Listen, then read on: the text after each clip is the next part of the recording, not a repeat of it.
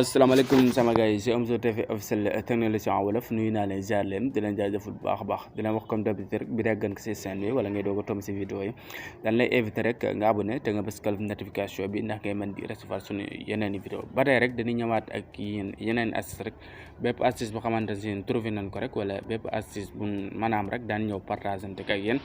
ba tey si WhatsApp la ñu ñëwaat ak yéen am ak yéen deux astuces yu xamante ne dañ koy partagante ak yéen benn bi si jëkk mooy nag ngay supprimer photo soit nga bëgg mu denc sa galerie ak sa WhatsApp yëpp wala tamit bu la neexee nga supprimer ko mu des si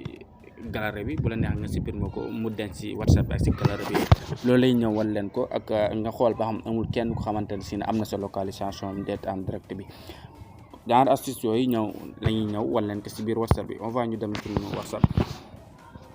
léegi suñu duggee suñu WhatsApp nii suñu première astuce bi dañuy ñëw fii ñu dem jéem a supprimer benn image ñu wala par exemple ñu bëggoon a supprimer image bi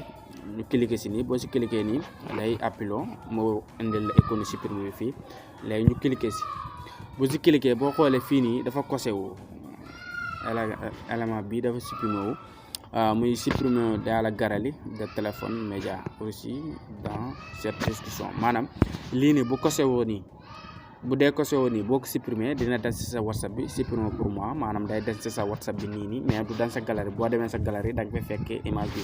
mais bu fekkante ne da ngaa bëgg mu deñ partout nag maanaam mu deñ ci WhatsApp bi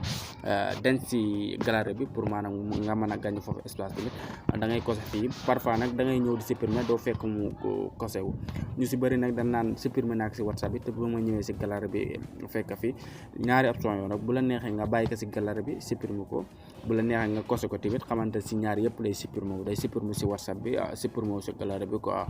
voilà dina ko bëgg noo supprimer image boobu léegi ñu bàyyi ko léegi ñëw suñu deuxième astuce wala nag ngay xoolee ba xam amul kenn kon localisé léegi ñëwal ni si trois menu à droite ba xam kenn amul sa localisation nga ñëw paramétrage soo cliquer paramétrage comme d'habitude rek ñëwal compte confidentialité nga ñëw si kaw boo ñëw foofu si kaw nga avancé nii tuuti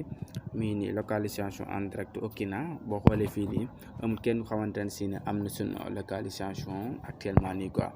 voilà j'espère que ne gars yi astuce bi leer na waaye leen tey abonné tey partagé te ngeen ni like vidéo yi baax a baax ndax moo ni gën a mën a may doole si YouTube bi di leen dig daje à la prochaine vidéo incha allah.